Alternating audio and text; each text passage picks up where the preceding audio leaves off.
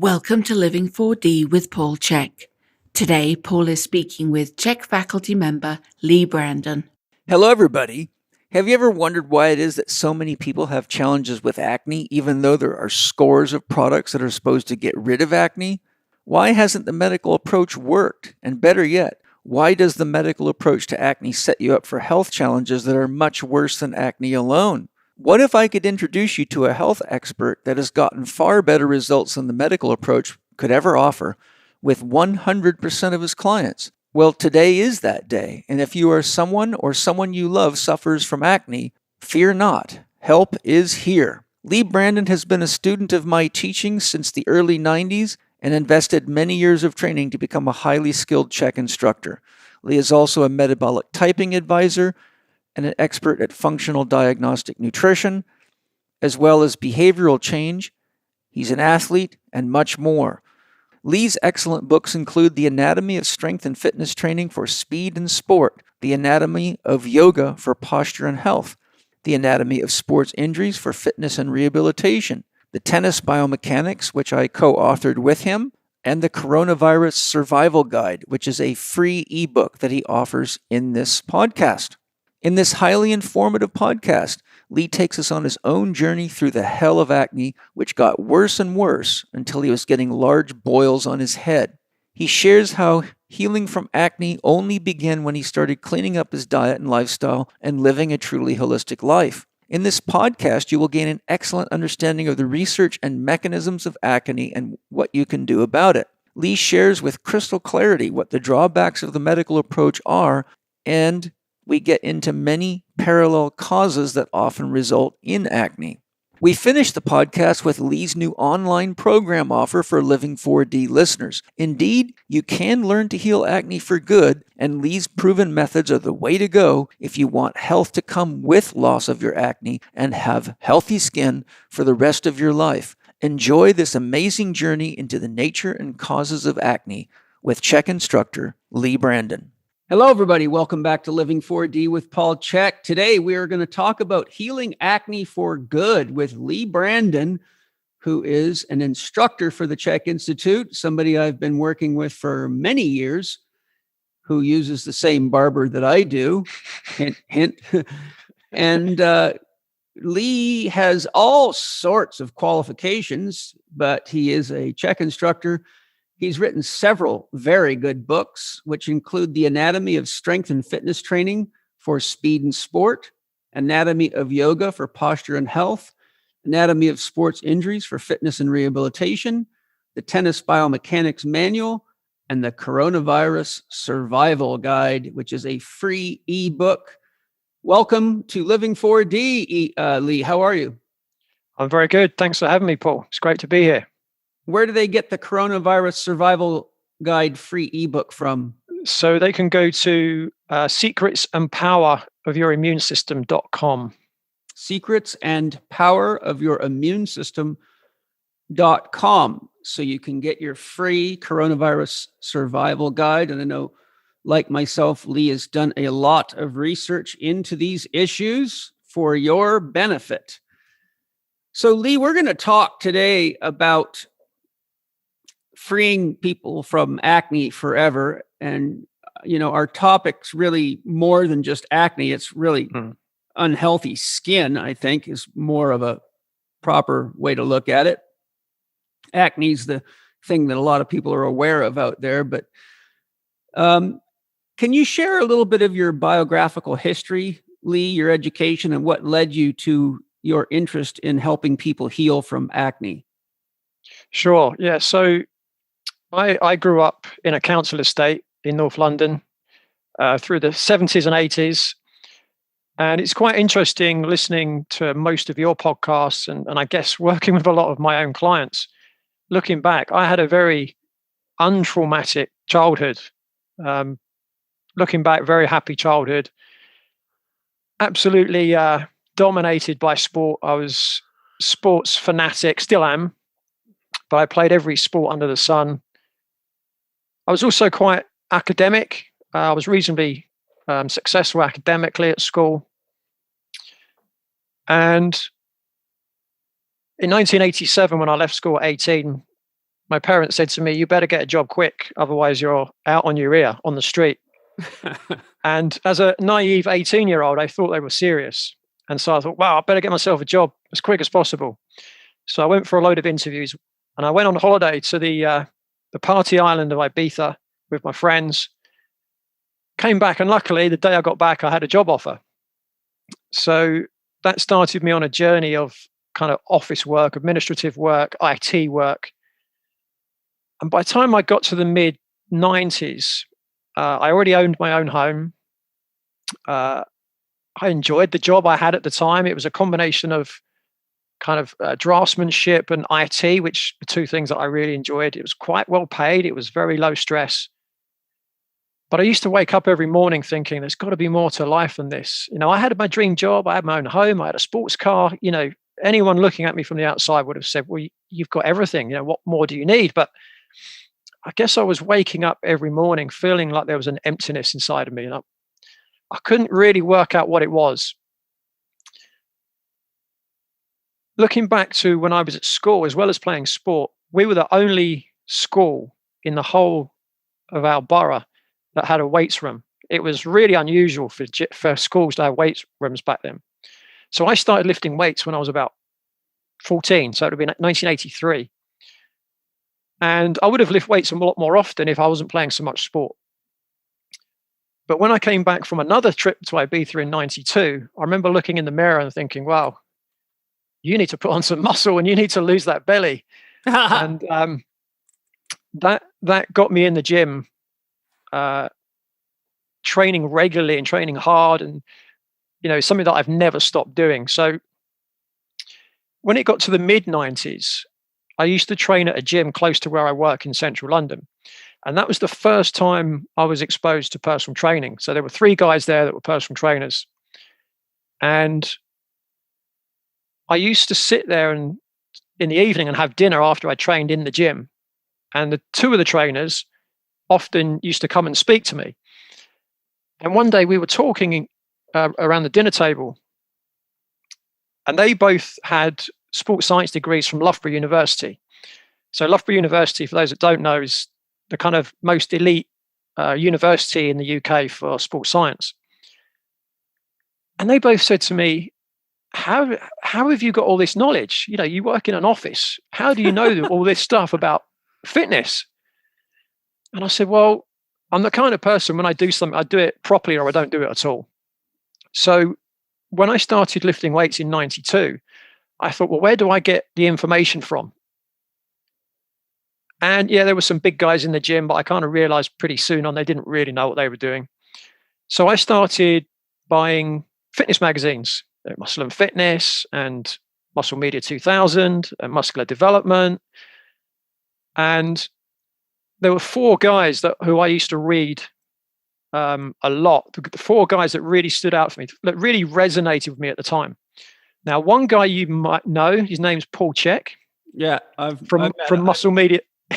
I ran into him this morning in the mirror.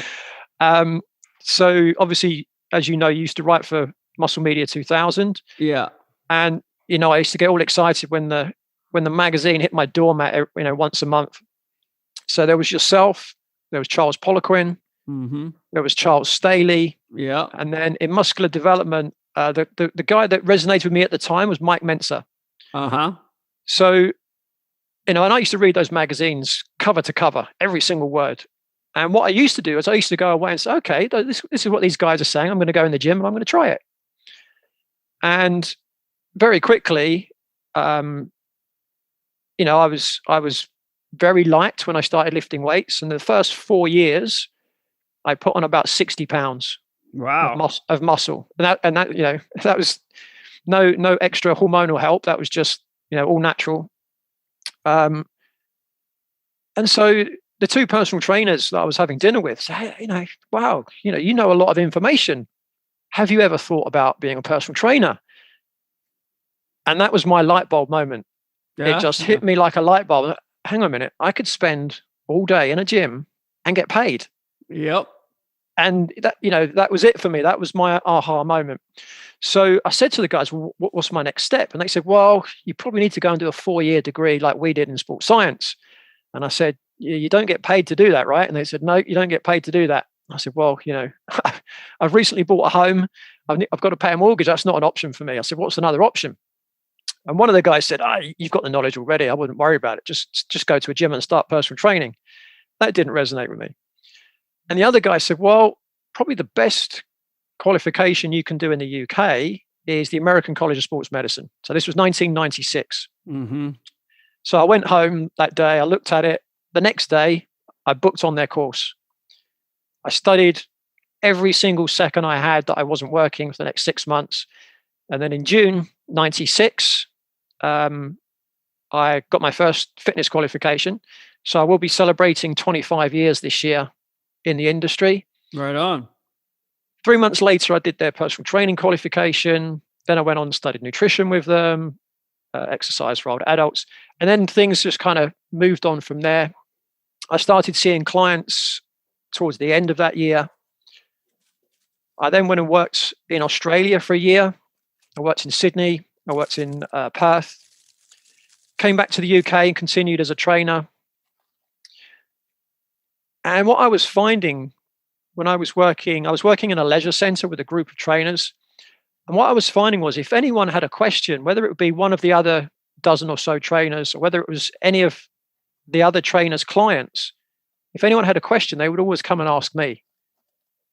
And I thought, okay, well, who have I got to go and ask questions?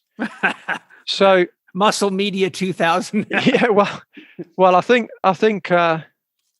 you'd moved on from them by then. Yeah. Which I was very disappointed by at the time. But what happened? You know what happened there? I'll tell you real quick. Yeah. Because some of the articles I had proposed told the truth about supplementation, and that's how they were making tons of money. So as soon as I started telling the truth about stuff like that, I didn't get a warm reception, as is often the case. Yeah. So what I thought was, well, how where do I learn more information from? So I ended up working for a large health club chain in the UK, where I stayed for a number of years. But it was in 2000. I think 2000, the first time you came to the UK, I believe, if I remember right. Possibly, it's been so long. And the next year, you started running courses in the UK, and I thought, having read your articles in the magazine, I thought, I have to do your courses. I have to do them. And then I saw the price, and I thought, okay, maybe not. And as anyone will know, they're not the cheapest courses on the market. So anyway, to cut a long story short, I actually did start my CHEK education in 2001. So it'll be 20 years a CHEK practitioner this year. Wow, so that's amazing. Congratulations. Another landmark. So it took me just under 5.5 years to do all my CHEK training. And I guess the reason I started the CHEK training was because as a personal trainer, someone who I guess it's fair to say I was probably relatively well respected in the industry, even before that point. But I was finding frustration that there just wasn't enough information for me to really help everybody. I could help some people, but there was a lot of people I couldn't help as well. And I knew I needed to learn more. So obviously when I started, there was no CHEK Holistic Lifestyle Coaching program. That didn't start until I think 2003 or 4. So I studied the Holistic Lifestyle Coaching from 2004 to 2006. 2004, I also did metabolic typing with Bill Walcott. In 2007, I studied functional diagnostic nutrition. I've continued to study functional medicine ever since. I've studied manual therapy, so I'm a sports and remedial massage therapist. I've studied active release techniques, so I've been studying that for the last 8 years now. And I'm also an accredited strength and conditioning coach in the UK. So that's, I guess, an overview of my qualifications. There's a lot more, but we'd be here all day if I mentioned all of them. Yeah, well, what I'm curious is, how does this relate to your whole experience with and desire to develop education around acne? So I guess my own experience started when I was 13. So I remember very clearly I started to get blackheads around my nose. And then a bit later on, I started getting whiteheads, spots or pimples. And it got to the point where, I had to do something about it. So my mum took me to see my doctor, and he offered me a topical cream called Quinoderm, which contains what's called benzoyl peroxide, and also a cleanser called 1006. And I tried those for a little while, and they didn't really work. So, and in fact, my skin just got worse. So my mum took me back to the doctor. And what had happened was actually in my class at school, there was another guy. He'd started on all the topical creams. They didn't seem to work. And he'd been given an antibiotic, and his skin had cleared up. So I think, if I remember right, I remember badgering my mum saying, "Oh, can you take me to the doctor so I can get some of these antibiotics?" So I went to the doctor, and he gave me these antibiotics. And within a few weeks, as I expected, my skin got much better. But it didn't last. And the acne came back, and it was worse. So I went back to the doctor again. And I remember my mum saying, has his acne got anything to do with what he's eating? Is it anything to do with diet? And the doctor said, no. Acne's got absolutely nothing to do with diet. Now, I would say at the time I was probably eating what would be considered a normal diet. So I was probably having wheat for breakfast, lunch, and dinner. I was certainly eating a lot of dairy. I was definitely eating ice cream once a week, and I was definitely drinking fizzy drinks every day.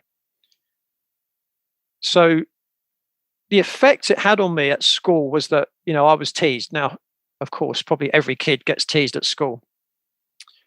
But it was tough. And, what I think I tried to do, I tried to pretend that it wasn't affecting me. If someone commented on my skin, I would actually deny that it was acne. I don't know what I was trying to think it could have been. Or if I'd squeezed a spot, I would be in complete denial that it was a spot at all. I would try and, make out that it was something else. And I think it was just my way of dealing with it.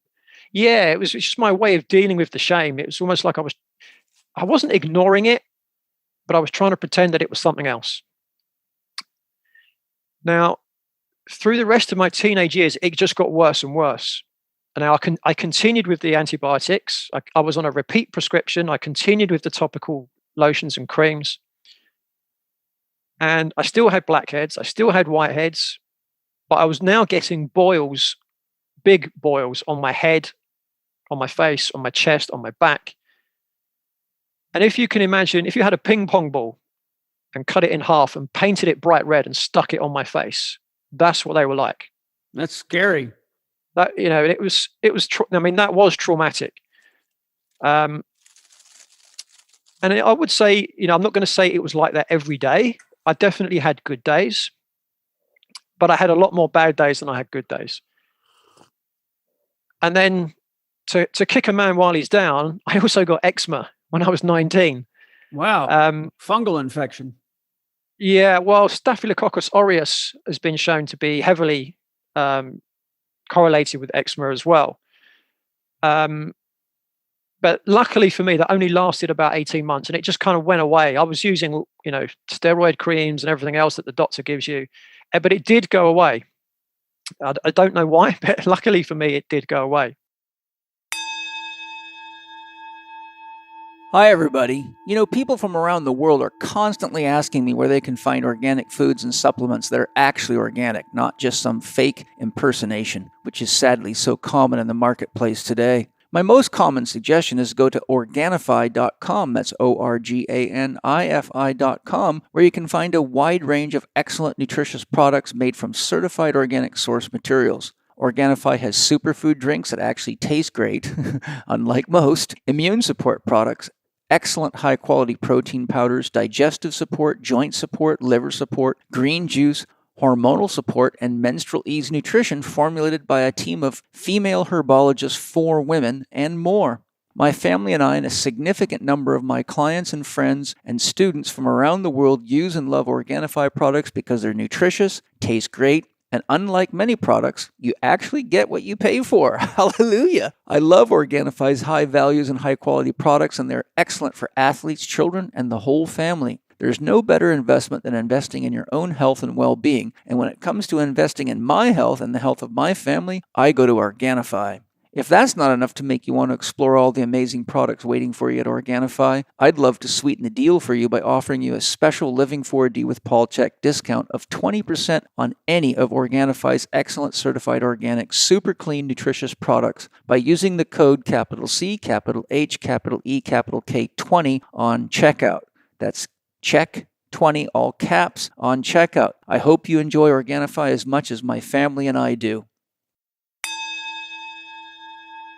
What I remember doing each day for 18 years, as it turned out, I would spend a long time looking in the mirror. So I was wasting so much time every day, agonizing how bad my skin looked and agonizing whether I should squeeze a spot or whether I should leave it.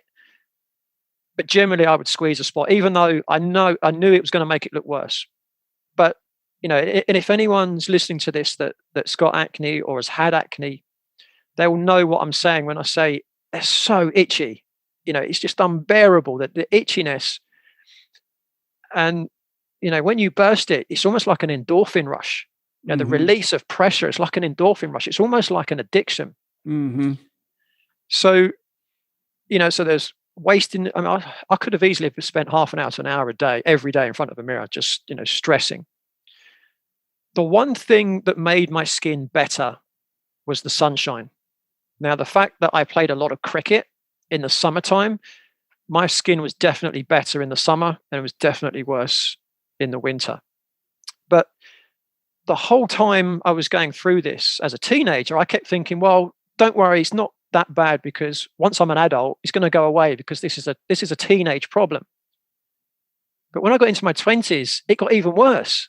Wow. And I was thinking, well, how can this be? Because we're told that this is a teenage problem, but I'm an adult. I'm in my 20s, even when I was heading for my 30s, and it was just getting worse. So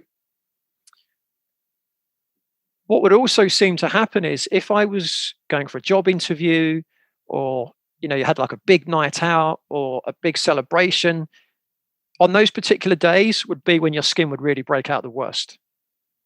And again, I'm sure other people listening to this, if they've had acne, they will say exactly the same thing. When the actual day where you want your skin to look good is generally the day when it's going to be at its worst. And I've no doubt that my skin cost me new jobs, cost me promotions when I was in my 20s. And I've no doubt it cost me relationships as well. I remember during my 20s, when I had relationships breaking up, it happened when I was going through a really bad time with my skin. And listen, I don't blame anyone for not finding acne attractive. But whether it was that or whether it was my confidence that was affected by my skin, I can't say. But it really did affect me in many ways. I missed lots of nights out because some days my skin was so bad, I just couldn't bear going out and facing people. And I was a bit of a party animal in my 20s, and to not go out was really depressing. And my skin would have to be really bad for me to not go out, but they did, and it did happen. And I do remember in my mid-20s, in my sheer desperation, I just bought my first home, and I remember thinking, if someone could come along and guarantee me a solution with a money-back guarantee, I would remortgage my home, and I would happily give someone £25,000 if they could fix my problem. And I was completely 100% behind that. And when I add up everything I'd spent on products, I spent over 18 years, I actually spent about £6,000 on products that A, didn't work, and B, made them worse. So that took me until I was 31 years old. And as I say, I think it was in 2000 that I saw you present at Loughborough University at the FitPro convention. Right. It may have been Flatten Your Abs Forever presentation. But if it wasn't, it was something similar. Probably. And I remember you mentioning acne. I remember you mentioning skin problems, and you mentioned food sensitivities, and you mentioned hormones and toxicity. Yeah, and I remember thinking, well, hang on a minute, this guy's talking about stuff that my doctor's never mentioned, and it inside me it felt right what you were saying. I felt like you know, and plus I trusted you already from what I'd learned from you on the exercise side, and I'd applied it, and I knew it worked. So that really got my brain ticking over. And I went back to work on the Monday, and I remember talking to a client about what you'd said, and she said, "Oh, actually, I went to see this guy last week, and he did a food sensitivity test on me." And I said, "Oh, can you give me the guy's details?" So that week, I went and saw this guy. He was a Chinese guy. He wasn't a Chinese doctor. I couldn't even tell you what he was, but basically, what he did was bioelectrical impedance testing on me, and probably took about an hour to go through everything. And then he finished the testing, and he sat me down, and he said, "Right, okay. The first thing I'm going to tell you is you've got to stop taking those antibiotics. They're not doing you any good whatsoever." And I was a bit like, "Oh, okay, that's strange. You're not a doctor." And then he said, "You've got a fungal infection." And he said, "You're intolerant to wheat, dairy, black pepper, peas, bell peppers." And there was a few other things that I can't remember. So he said, "I'm going to put you on an antifungal diet, and you need to avoid all these foods that I've written down for you because you're intolerant to them." So I went home and I put this piece of paper, the list of foods that he'd given me, I put them up on my cupboard in my kitchen. And being the kind of person I am, I threw away everything in my kitchen cupboards and from my fridge that I couldn't have. Wise. Yeah, well, my business coach would say I'm a rip the Band-Aid off in one go kind of guy. I don't tear it off in small pieces. So 2 weeks later, my skin had massively improved. Yay! Now, I'm not going to suggest that would happen to everybody, and that's certainly not been my experience of helping other people too. That you see dramatic results that quickly. But I would say I went from having bad skin 40 times a year to 4 times a year. So that was quite dramatic. And then I'd say over the next 10 years, gradually it got better and better and better. Did your abs flatten? Well, actually, my abs weren't too bad before, actually. I was just kidding. So they didn't change that much. So that was kind of my own personal experience. But then it was around 2010, so 10, 11 years ago. Understanding how traumatic it was for me, I really wanted to share my own knowledge, my own experience to help others going through the same pain. And then just over 2 years ago, I launched what's called the Eliminate Acne coaching program, which is an online program. So I could help more people rather than just working one-to-one, because there's only so many hours in a week that I can work. So the online program is done in a group environment, but also what it allows people that can't afford to work with me one-to-one to still get the same information from me. Because another thing that I've noticed with acne sufferers, they tend to be people at the lower end of the financial spectrum. So, and that doesn't tend to be my average client. So that's the reason why, I really got into helping people with acne and developing that coaching program. I'd say the only exception to the financial spectrum is teenagers with hormonal shifts they get. I've seen that in the children of the richest people and the poorest people all across the board. So I know there's that variation on there. And I think why it's happening to the people in the lower financial brackets will be obvious when we get to the causes of acne. So next, we should probably discuss what are the most common and some of the less common causes of acne. Well, if you speak to a medical doctor, most medical doctors, I should say, they would tell you that acne is caused by an excess in androgens, so male hormones in the body. And when you've got excess androgens, what happens is you get excess sebum secreted from the sebaceous glands that are in the hair follicles because of the excess androgen. So androgens make things grow. So the same with the sebum, you get more sebum production. Now the sebum is there basically to moisturize the skin. That's why it's there. But when you get excess sebum released, you then get blockage of the pores around the hair follicle due to that excess sebum. And then you can get a buildup of dead skin in the hair follicle because it can't get out because it's being blocked, which then increases a further increase in sebum being produced to try and clear the skin, which again, just, you've got a bit of a vicious cycle going on. Mm-hmm. So then you have the bacteria called Cutibacterium acnes. It used to be called Propionibacterium acnes, but it's changed the name. I think they've realized that Propionibacterium is actually a family, and it's the Cutibacterium acnes species that causes acne.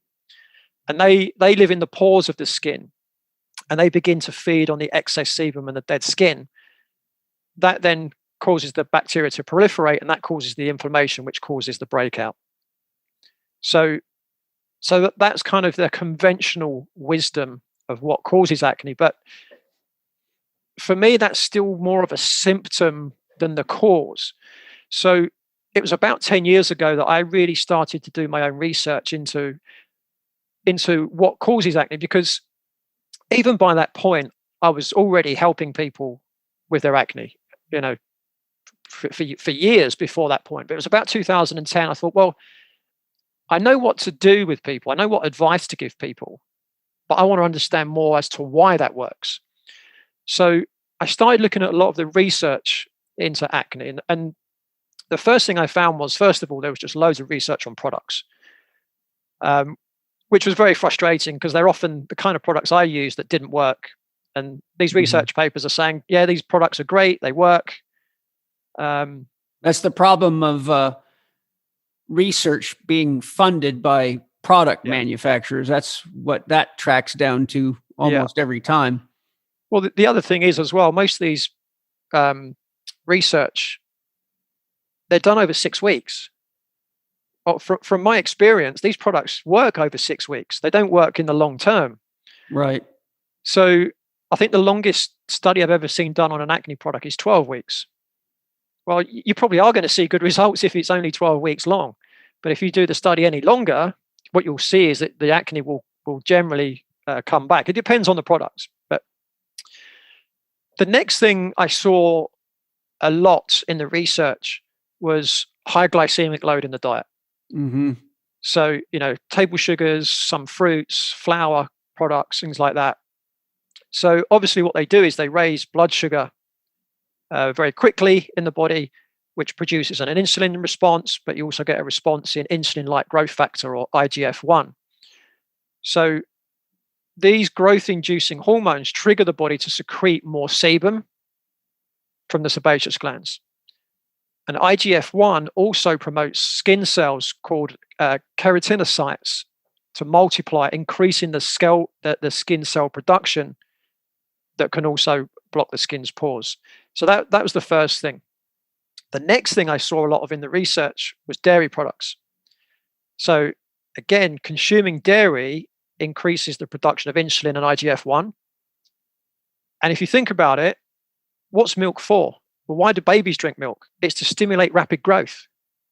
So the dairy is creating rapid growth of the sebum and of the skin cells. Now, what's quite interesting, I looked the other day on the NHS websites. That's the National Health Service in the UK. So it's www.nhs.uk. And it said, acne myths. So far, research has not found any foods that cause acne. I think that was 2 days ago I read that. Now, I've literally got hundreds of studies that show how food causes acne.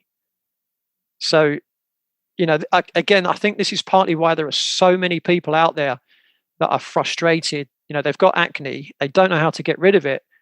It's because they're not getting the right help. Now, what I found out even more recently is something called the mTOR pathway. which is the mechanistic target of rapamycin. Now, don't ask me to explain what that is. I've got no idea. But what I do know is that the mTOR pathway drives increased skin growth and sebum production, and is also involved in cell regrowth, and is known to increase in levels in babies and during puberty. So that's one of the reasons why we see an increase in acne in teenagers. So when I looked into the mTOR pathway, it's triggered by 3 factors. 1, glucose. Where do we get glucose from? A high glycemic diet. The second thing that stimulates the mTOR pathway is IGF-1 and insulin. Where do we get that from? High glycemic diet and dairy. And the third one that I wasn't aware of, that I've only become recently aware of, is the amino acid leucine. So where do we get leucine from? We get it from meats predominantly. So there's your kind of 3 factors that stimulate the mTOR pathway. So that can be a tricky one, because obviously we also need amino acids to help with detoxification, which I'm going to come on to talk about in a moment. And again, it's not just simple enough to say, well, it's the mTOR pathway that's at fault. Because if you look at indigenous people that live in their natural environment, they don't get acne either. I've never seen indigenous people eating their natural diets.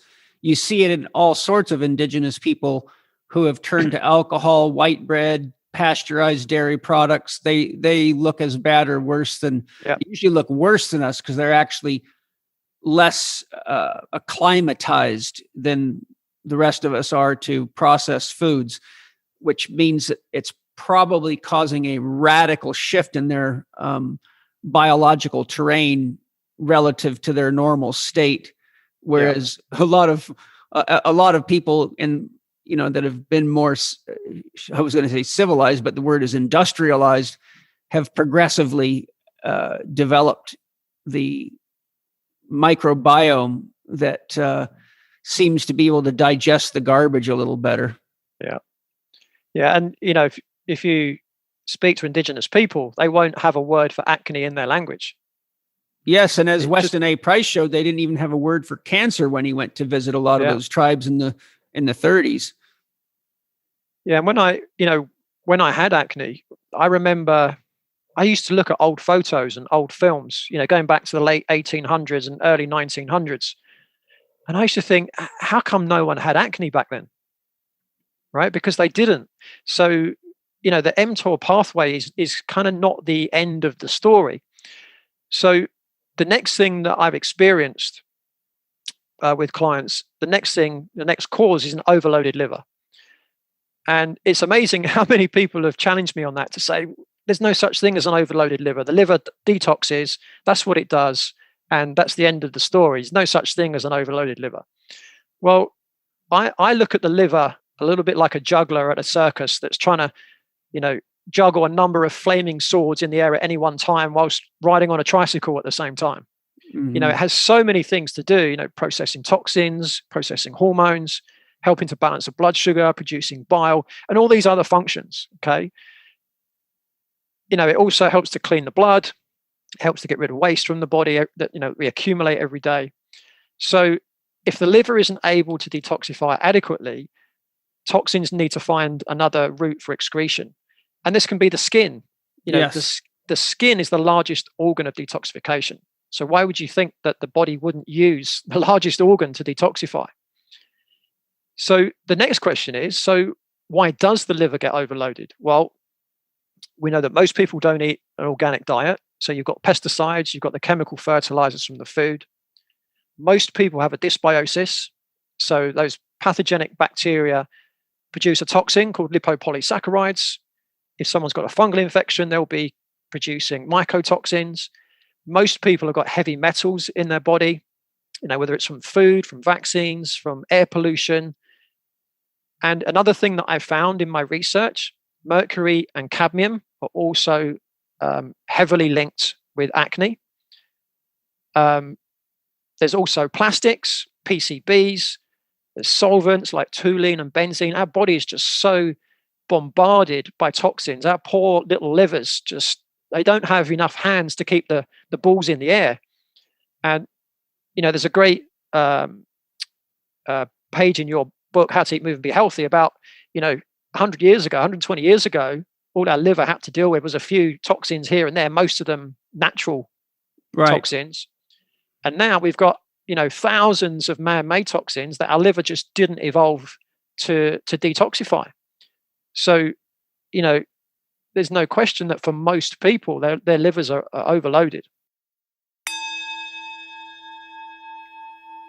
Tumeric's really, really hot now. There's a lot of scientific research on it, but they're not all created the same. So I brought Autumn Smith on to tell you about Paleo Valley's Tumeric Complex so you know exactly what the benefits are and why you, like me, should get your Tumeric Complex from Paleo Valley. Autumn, tell us about your Tumeric Complex. At Paleo Valley, we are big believers in food as medicine. And so turmeric, of course, it has beat drugs out. We know it's anti-inflammatory. We know it has brain benefits. We know it has joint benefits. But what most people don't know is that a lot of turmeric supplements only contain one isolated compound of turmeric called curcumin. And so what we did instead was create a complex. We added organic turmeric and then ginger and rosemary and clove, which were some of the most DNA protective spices studied. And we created a complex. We added organic coconut powder and pepper for absorption. And so we've created a really high quality, highly bioavailable turmeric complex that will hopefully help you to feel your best. And all you have to do to check it out is go to paleovalley.com. That's PALEOVALLEY.com. And you can use the code CHEK15, that's lowercase CHEK 15, to save 15%. The next thing I would say, I'll put these two things together. So dysbiosis in the gut and also gut hyperpermeability, so leaky gut syndrome. And what we know is that the gut microbiome influences lipids and tissue fatty acid profiles, as well as sebum production and fatty acid composition of the sebum. So it plays a big role there. And what we also know is that probiotics have been shown to reduce systemic markers of inflammation and oxidative stress, which have shown to be elevated in people that suffer from acne. Also, probiotics have been shown to reduce the release of pro-inflammatory cytokines actually within the skin itself. Another thing on the same subject is substance P. That's a neuropeptide that's produced in the gut, in the brain, and on the skin as well. And that can induce cell growth and inflammation. And substance P is also known to play a role in skin conditions, and it makes the skin feel really itchy. So if someone has an altered gut microbiome, it promotes the release of substance P in both the gut and the skin. And again, probiotics have been shown to reduce substance P production. And then on the same vein, mental stress, as we know, can also affect the gut microbiome and also cause leaky gut. And stress the liver. Yeah. Because as you know, from Chinese medicine, the negative emotion processed by the liver is anger. And as people start feeling more and more frustrated and irritated with their inability to get help, it starts creating a negative feedback loop where the emotion stresses the liver, which then decreases the liver's capacity to detoxify, which then leads to more emotional stress. So it's sort of it's a descending spiral. Yeah. Yeah.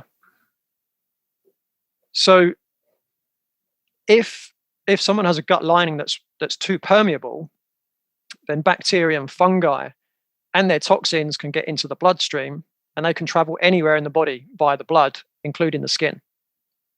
So, again, you've just kind of alluded to it to a degree, but this might be why acne sufferers experience a breakout during times of stress, such as a big event like a wedding or a job interview. I've actually been working with someone very recently that she was on that vicious cycle of the more she gets stressed, the worse her skin gets, and then the worse her skin gets, the more she gets stressed. luckily, she's doing really well now, but she was really stuck in that circle. But she's been meditating every day, and she's found that's really helped. One of the areas of research that's really taking off as well at the moment, and I'm really excited to delve into this even deeper, is the gut-brain-skin axis. And that's really what we've just been talking about. Someone gets stressed, it affects the microbiome, it affects the lining of the small intestine or the large intestine, and then that's going to lead to problems with the skin. And there's been a lot of research done with small intestinal bacterial overgrowth and acne rosacea. So there's a big link between those two, and there's a lot of research on that. Also, studies have shown that stress and gut inflammation can impair the integrity and protective function of the epidermal barrier. And this leads to a reduction of antimicrobial peptides produced by the skin. And this can lead to an increase in severity of infection and inflammation in the skin. So, we can't just be looking at the skin in isolation for a solution. And, there's a lot of good research coming out with great results in the use of oral probiotics reducing acne symptoms. So, hopefully, we might start to see, a lot more benefit for people by improving their gut flora. One thing I was going to say there too, because I've researched this quite a bit, and I actually took a course from a German medical doctor, Dr. Oliver, and I attended it a number of years ago here in San Diego. And the course looked at issues of both parasite and fungal infection. And it was a female doctor, what she showed from the research that she was citing was that fungal mycotoxins actually completely have the capacity to almost completely disable the immune messengers of the immune system, such as interleukins and cytokines. And so she showed that when people have any level of fungal mycotoxins in their body, the more they have, the more disabled the immune system becomes, which is why you may remember from my training on healing fungal and parasite infections, I always say if you've got a fungal infection and a parasite infection at the same time, you've got to clear the fungal infection first. And because the antifungal diet is also a very good anti-parasitic diet, it trains people to start removing the things from their diet that typically feed the funguses. But the reason I'm bringing that up is because when people have bacterial dysbiosis, accumulation of bad bacteria in the skin from the pores being backed up, as you've described, the immune system can't police that stuff effectively. So it just builds up. And then when the immune system does finally get at it, you see this massive immune response because it comes at it with sort of this gung-ho effort to get rid of it, like it tries to get rid of cancer. And then eventually, if it can't do it, it just gives up. But I think one of the most important things for people to be aware of is that about 90% of the human population, based on research I've studied, has an active fungal infection. And about 90 to 95% have an active parasite infections, which is also heavily tied with leaky gut syndrome. And one of the things that's important for people to remember is that whenever you're eating pasteurized dairy, you're eating something that's relatively toxic to the body. One, when you pasteurize the dairy, there's no enzyme activity, so its own digestive capacity. All foods in their natural form, as you know, carry the enzymes necessary to break that very food down.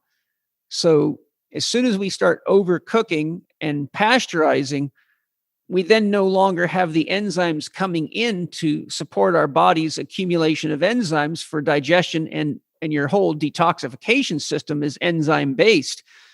So when you start eating too much pasteurized anything, but particularly dairy, your body can run out of enzymes, and the dairy, because it's dead, doesn't add life to the body. And you're basically eating dead food. It'd be kind of like eating the cardboard box instead of the cereal sort of thing.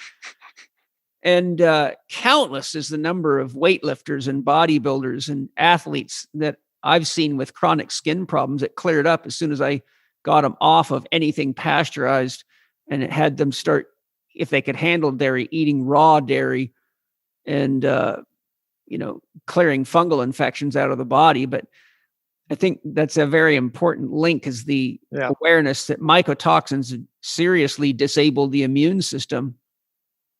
And that sets you up for problems, because if you go through a period, let's say, where you're eating fruit a lot in the summertime, where people tend to eat more cooling foods, then they're potentially going to have more and more fungal infection.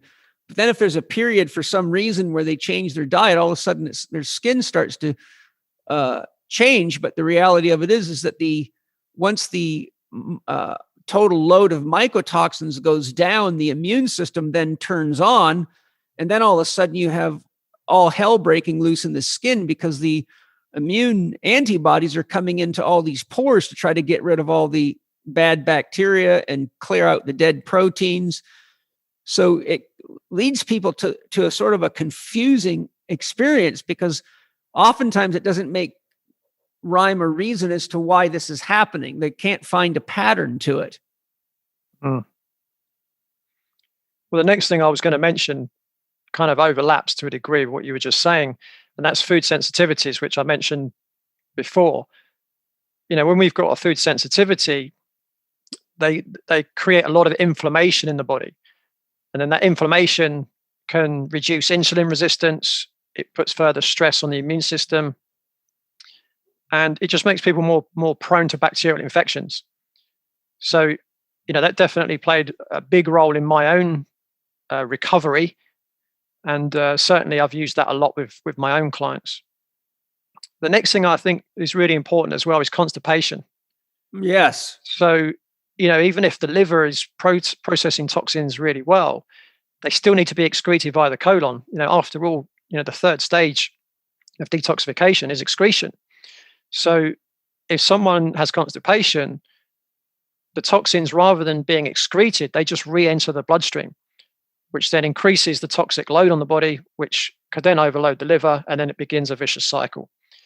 So it's really important that, people have got good bowel movements, if they've got acne. Now, something that's just come into my mind as well was, for the first 31 years of my life, I had a bowel movement every day, but it would take about half an hour. And people generally needed a machete to get into the bathroom after me. And, they were pretty hard to pass most of the time. But I thought that was normal because I didn't know any different. And I remember in one of my office jobs, I remember getting into trouble with my boss because I would disappear for half an hour every day. And he thought I was, just trying to get out of work. And I couldn't understand when he said it shouldn't take half an hour to go to the toilet. I actually couldn't understand what he was saying. I thought that was completely normal. And it wasn't until I started eating right for my metabolic type that I started having what I would now consider normal bowel movements. And that was, again, around the same time that my skin started to clear up. That's something that's literally just come into my mind that I've just kind of realized. The other cause that I've seen a lot in the literature is zinc deficiency. Now, this is quite an interesting one because, zinc helps to reduce production of pro-inflammatory cytokines. It helps the immune system fight bacteria, and it also improves skin healing. Now, the other interesting thing is, I mentioned earlier that mercury and cadmium are known to cause acne. Well, mercury and cadmium also block the uptake of zinc by the cells. Yeah. So mercury and cadmium can cause zinc deficiency. Zinc deficiency is linked to acne, and so is mercury and cadmium. So again, we've got like a bit of a vicious cycle going on there. And mercury poisoning is just as common as breath. I mean, I would have to say 95% of all the people I've done functional medicine testing on, particularly I made a habit of just running an environmental toxins panel on everybody, which looked for, the chemicals in styrofoam paints, hundreds of different toxins and including heavy metals. And I don't think I've ever seen but a handful of people that didn't have either at least borderline, like if you go low, middle, high, occasionally somebody would be on green going to yellow, but most people were in the high yellow, red for mercury toxicity. And that's my experience. I was one of them. I had, you probably know the story of me having to get all my vaccinations 3 times in the military because they kept losing my shot records. And those things are loaded with mercury. And I used to be standing on stage and I couldn't remember what I was talking about. I couldn't remember what city I was in. It got so bad, I would measure someone's joints or something, maybe hip flexion or, with the goniometer. And from the time I took to the measurement got to my chart to write it down, I couldn't remember what the measurement. I had to take the measurements 2 or 3 times. In fact, it got so bad I had to have an assistant work with me, and I would call the measurements out so I wouldn't forget them. And I would also forget what side of the body I was measuring. And once I did metal free for, I think, 2 or 3 rounds, I probably went through about 3 bottles of it. It was like somebody just lifted a fog completely out of my head, and my brain started functioning a hell of a lot better. I could remember things. And I just remember thinking, my God, how many people's lives are being screwed up? And you start looking into the effects of mercury in the body, and it just screws everything up, would be a quick way to say what the research shows, including neural entanglements and serious brain problems and cancers. Yeah. I mean, and I would find all sorts of heavy metals in people. I had high levels of mercury. I had high levels of aluminum. And for some reason, I had high levels of nickel, which I have no idea where that came from. But you think... You never had a root canal? No, I haven't. I did have several mercury amalgam fillings, which are all gone now. And I think that's where, probably the biggest source of mercury for people is mercury amalgam fillings. But, there was one other thing I was going to mention. It slipped out of my mind, but whilst you're remembering, Paul, one thing that metal-free program that you did is a really good program. But what I would say to people, if you've got mercury amalgam fillings in your mouth, do not try to get rid of the metals from your body until you've had the metal move from your mouth first. And obviously get a good biological dentist to do that for you as well. Yeah, because I didn't know that at the time, one of the things that happened to me is my fillings all started to degenerate, and it felt like I had an empty hole in my tooth. And so that was a negative because it meant I had to go get more dental work done to get that all cleared out. But it was a positive because it gave me objective evidence that the metal-free was very powerful. Was really working, because my tooth went from feeling like a normal whole intact tooth to feeling almost like the filling was going to fall out anytime. Yeah, the other reason why I mentioned that is because if you're using a product like metal free, it's going to release the mercury from the tooth and it's going to send it into your system. And most people probably won't have the capacity to deal with that level of toxicity in a short period of time. So if they can remove the tooth first and then use a product like metal free, then they're able to much more safely get rid of the mercury from their cells. Yeah, and one of the things about that, though, so there's a bit of a caveat, and I actually have a podcast scheduled with Dr. Minkoff, who invented metal free. Metal free is an enzyme-based product, so it's supposed to catabolize the heavy metals and pull them out of the body. So technically, it shouldn't be overwhelming the liver like other detox approaches might. That said, though, I did one time have a very drastic experience. When I first started metal free, I followed the instructions, which I believe at that time was 1 spray a day on the initial ramp up. And after about a week, I couldn't feel anything happening. So I thought, well, let me just up the dose. And I squirted 3 sprays. And within about 2 hours, I went into a period of 72 hours of some of the most intense headache. It felt like someone had ice picks going right through my eyeballs and coming out the back of my neck. I literally couldn't move. I had to lay on my bed, and I felt like I was going to die. And so I've always warned people, follow the directions exactly, because if you take that stuff up. So my point being is it liberated so much mercury and heavy metals into my body. I think it completely overwhelmed my detoxification pathways. And it was a very intense 3 days. Yeah. And that was kind of why I said that. For a lot of people, if they've already got fillings in their mouth, that they might well have problems trying to detox the metals whilst there's metal still in the mouth. Yeah, absolutely. I think it's important. And I always tell people, if you have a lot of fillings, you better get that out. Sometimes I have to make a technical decision between taking the metal free and then reducing the overall burden because of the severity of their situation versus going and getting the fillings out, because I've had so many people have extreme reactions to having the mercury amalgam fillings taken out, especially people who are the dentists who are not doing it really well with damming the air so that it gets sucked out. One of my, actually, I don't know if you remember Shane McDermott, who was in my first ever level 4. I know of Shane. Yeah. Yeah. He went to Mexico because he found a clinic down there, and he got all of his mercury amalgam filling taken out at one time. I think 8 of them. And he was sick as a dog for about 3 years. It literally about killed him. Yeah. And that's why I did say biological dentist. Yeah. It's definitely crucial that you get to see someone that really knows what they're doing, when it comes to taking out metal fillings.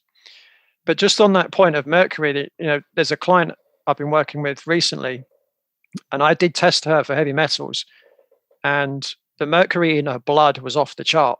It was literally off the chart. And the mercury in her urine, which is telling you how much she's excreting, was almost 0.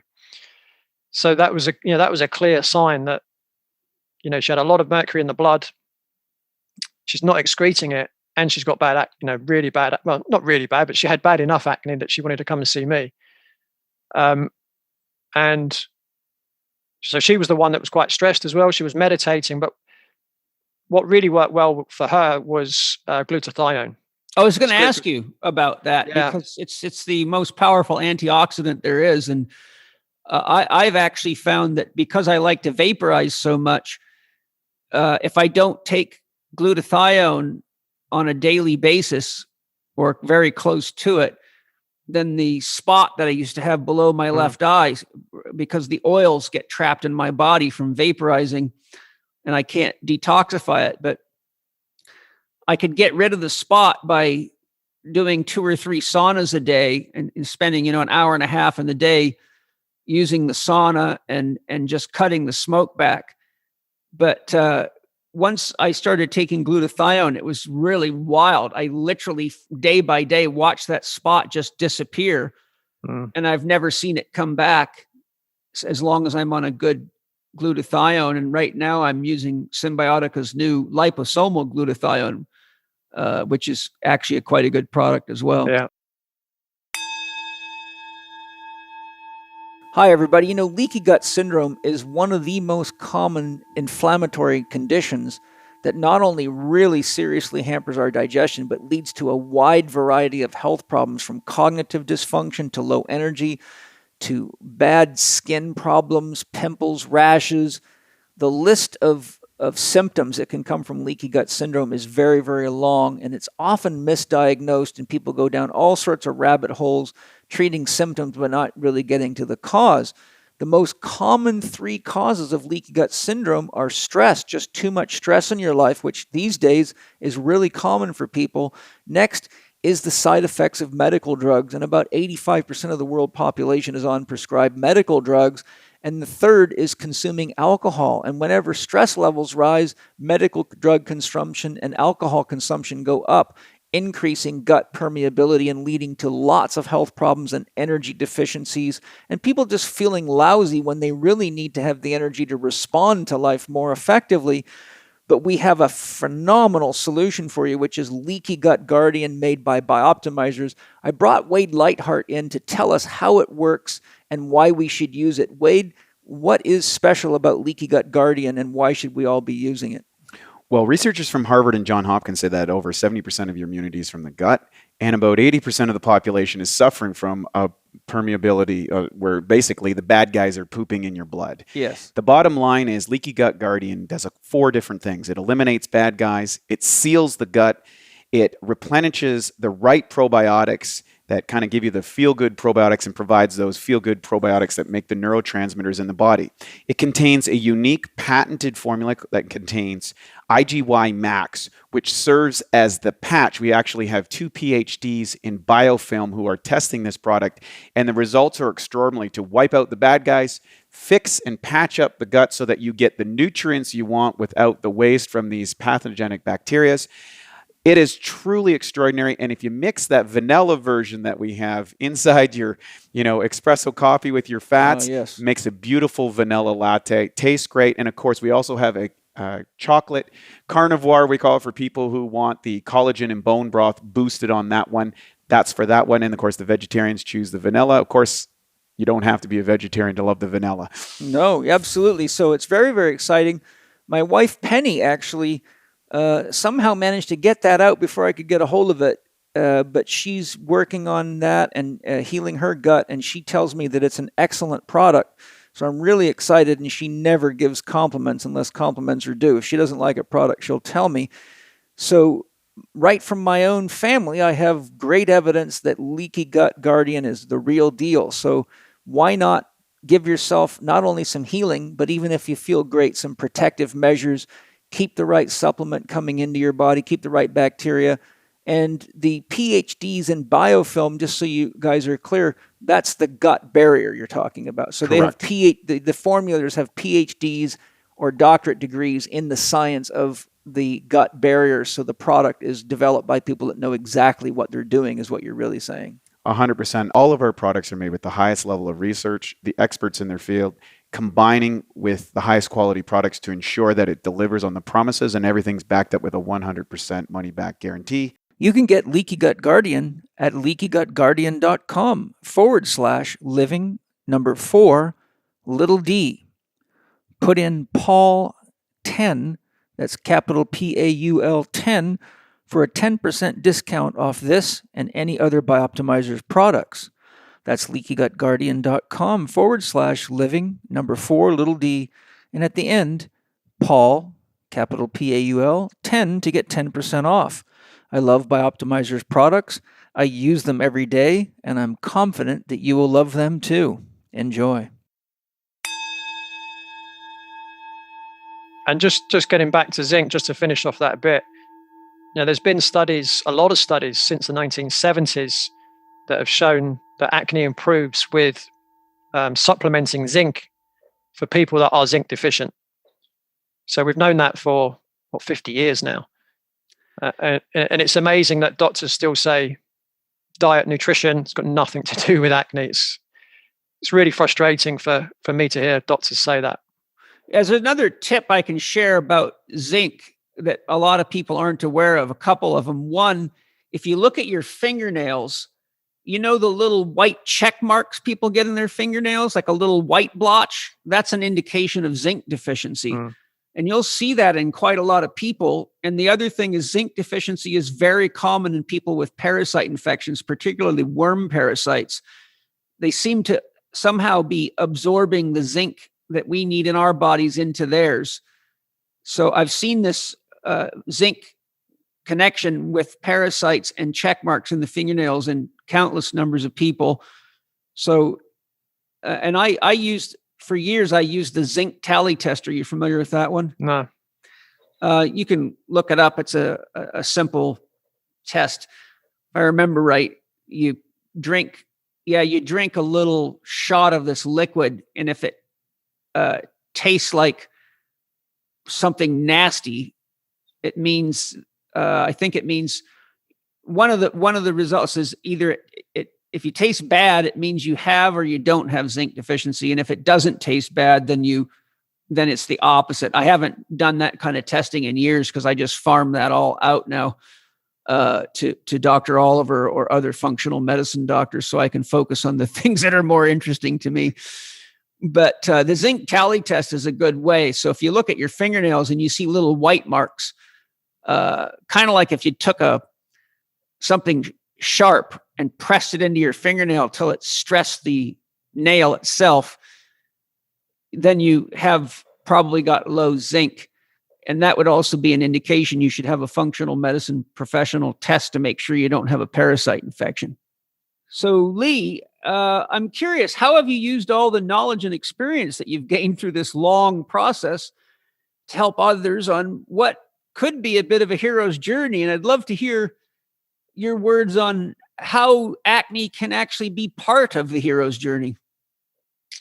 Well, the first thing I would say is, I think it's beneficial for anyone that has acne to hear from someone like me who has suffered for many years, gone through all the same dead-end journey with the medical system, feeling that they've tried everything but nothing has worked, suffered all the mental and emotional anguish, but yet still having come out the other side, having managed to find a solution, not only for myself, but, for lots of other people as well. So I think what I'm able to do extremely well with acne sufferers, having been through it myself, is to empathize with them.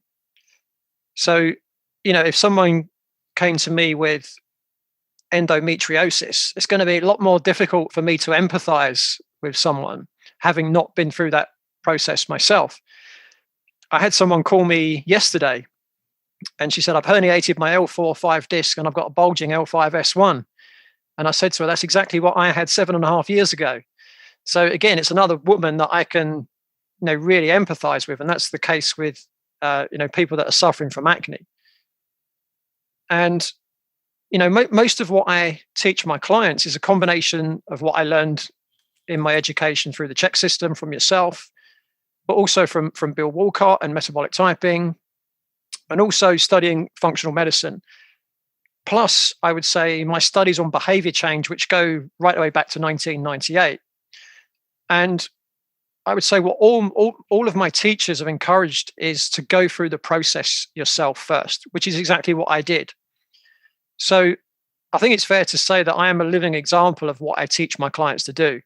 And I don't ask my clients to do anything that I haven't done or do myself. So I'd say that that's the first thing.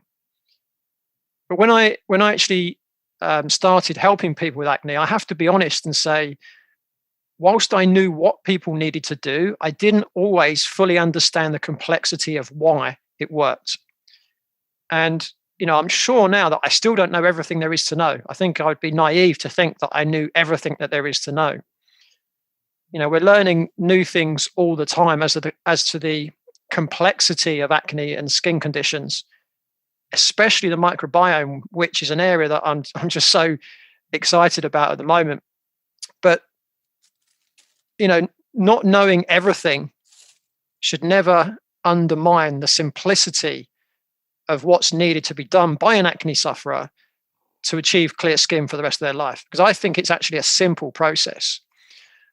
What I find saddens me now is the number of people I see on social media groups, because I belong to a lot of acne social media groups.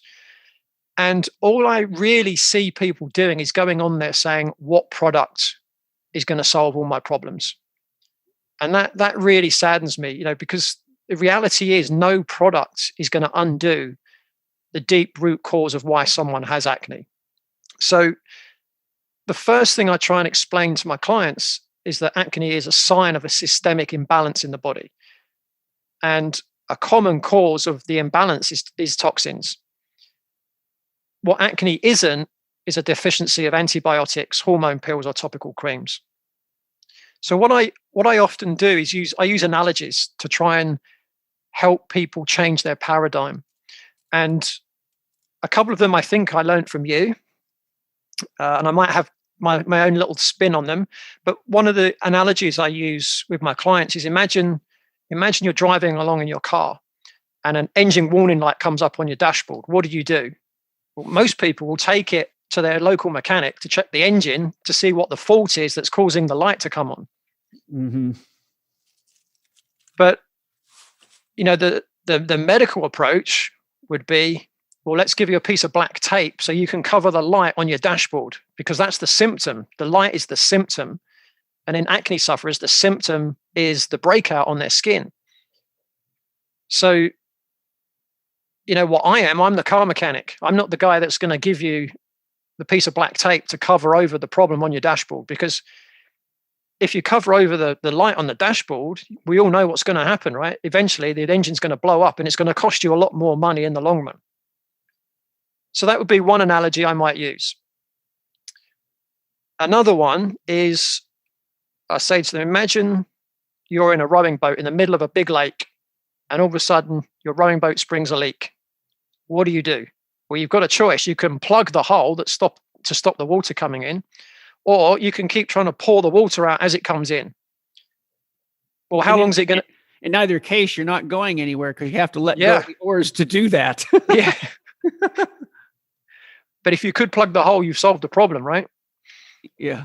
But if you're gonna try and pour the water out, which again is the symptom, then as soon as you stop doing that, the boat's going to fill up with water and you're going to sink anyway. And the third analogy, I only heard this one the other day. I thought it was quite good. If you imagine you've got a really stiff coiled spring and you've got to push it down, and it's quite, you can push it down, but it's quite a lot of effort to push down on this spring. Well, what happens once your arm gets tired? You're going to let go and this thing's going to spring back really fast. Well, that's what you see happening when people stop taking the medication that they're on, right? They may get rid of their breakouts temporarily, but as soon as they stop taking the medication, not only does it come back, it tends to come back a lot worse. So I find that kind of helps with a lot of my clients kind of see the bigger picture. And the message I'd really like to get across is that, for anyone who wishes to get rid of their acne, they can, but only if they have the motivation. And that includes having the willingness to apply the energy, the time, and the financial resources to do so. If someone wants their skin to change, they have to be willing to change their lifestyle choices. And with the right professional to guide them, the process is actually very simple. They just need to be willing, in most instances, to step outside of their comfort zone and to change their current, what I call product obsession paradigm, to one of optimizing their overall health. Every person who's hired me to help them with their acne has been successful, 100%. And, as I said before, the process is actually quite simple, but you have to have the motivation to do it. And, when I mentioned earlier that, in my mid-20s, I just bought my first home and I was willing to pay someone £25,000 to solve my problem for me. That was 25 years ago or more. £25,000 it would be worth a lot more today. But the good news for anyone listening to this who has acne now, you don't have to pay that kind of money. You pay an absolute snip of that. And, when I look back and think, well, how much did I invest in my education to learn how to do what I've done? It was a lot of money, but I've been acne free for 20 years. So I see investing in, getting help from a professional who knows what they're doing, has got a track record of helping people. It's an investment in the rest of your life. So when I look back, I don't know what I spent. It was a lot of money. But obviously, this is what I do for a living, so I'd got that money back. But if I'd have just done that just to improve my skin, it would have been worth every single penny. And, there's a part of me that gets frustrated sometimes when acne sufferers don't share that same level of motivation and commitment that I had all those years ago, especially when I see the results that my clients get and how happy that makes them. But then there's another part of me that is completely aware of the subconscious behaviors that are driving that mindset. Did you want to add to that? Well, one thing I was going to, two things I was going to say is that the people that don't invest the time, energy, willingness, and necessary effort and awareness into changing their diet and lifestyle and keep using the standard medical approaches are actually pushing disease deeper and deeper into their body. And so because of the way the body works, sometimes what happens is you don't actually get a disease in the system that's causing the problem, i.e. the skin, but you could end up with a liver pathology or a kidney pathology or a nervous system pathology or any number of systems, because all of us have genetic weak links. So once the stress is enough, wherever your genetic weak link is where you're going to actually manifest some kind of a pathology. The problem is most people that are going to get treated with more drugs, and they're going to think, okay, now I've got another problem, which is going to give them more stress and more financial stress and more fear. And that leads to more coping strategies with the eating of the very foods that are often driving the acne to begin with. So if a person doesn't realize that acne is actually a symptom of often, as we've discussed, many systems that are overloaded or too much toxicity in the body, which comes with hormonal imbalances and fungal infections and parasite infections and environmental toxicities. So if you don't actually take a holistic approach to it and get clear that what you're dealing with is not the acne itself is the symptom of what we could call a combination of a very out of balance lifestyle, a lack of knowledge of what a human body is and how it works, and the reality that our environment has become very toxic and our food is very toxic. And, you mentioned things like farming chemicals, which you mentioned pesticides, but there's also herbicides, rodenticides, fungicides. Then you have food additives, preservatives, colorings, emulsifiers, flavors, and other chemicals, such as binders in food, many of which are not only toxic, but gastrointestinal inflammatory. And then you've got all these foods with all sorts of oils in them, like canola oil, that the body just does not have the mechanism to break down. They just don't break down in our body. And so then the detox system gets completely overwhelmed with all this stuff that's it doesn't even have a means of breaking down. So naturally it's going to push it out the skin. And so I think that anybody that has acne that's listening to this needs to know that it's the body saying, help, I need help. I mean, when you get to the point where you're having boils, that's a very serious condition, because in my experience, people that have boils are usually also brewing cancer in their body. The level of toxicity in the body when boils show up is extremely high. So usually you're just one step away from some kind of a major disease process. I'm sure all of you know that mushrooms have a wide range of amazing healing benefits, and they're talked about a lot in the news these days. There's a huge amount of research going on. And one of the companies that does a lot of research and produces excellent products, of course, is Symbiotica. And they have an amazing new organic longevity mushroom product. So Sherveen's here to explain to us exactly what we can expect from this amazing product. Sherveen, what have you guys got coming out for us? This one's exciting because, as you know, me and my family, we've been hunting mushrooms in the forests of the Pacific Northwest and Northeast Canada for a long time. And medicinal mushrooms, the background of it being a Taoist immortal practice coming from ancient China.